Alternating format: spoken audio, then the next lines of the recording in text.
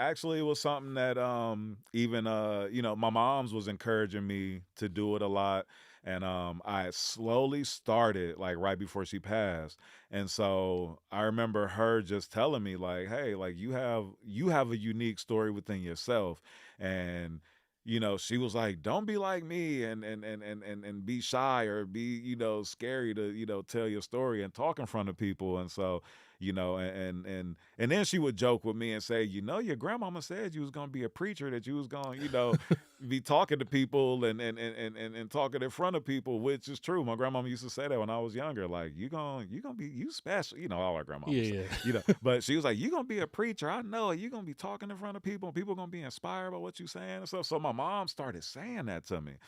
I was like, damn, I was like, you might be right. And so I remember Beehive reached out to us to do an interview, and Hayes called me and was like, "Yo, Beehive just reached out for us to go and come on his platform and do an interview." And I just remember my mom's being so hyped, me telling her like, "Hey, I'm about to go do this interview. This guy, Beehive, he's like a historian. He's on the radio, like all of this stuff." And she was like, "Go." Do it, like, do it. You need to step out. You need to show your greatness and all of that. So, I did that, and that, like, was a part of, opening my mind and being willing to do that.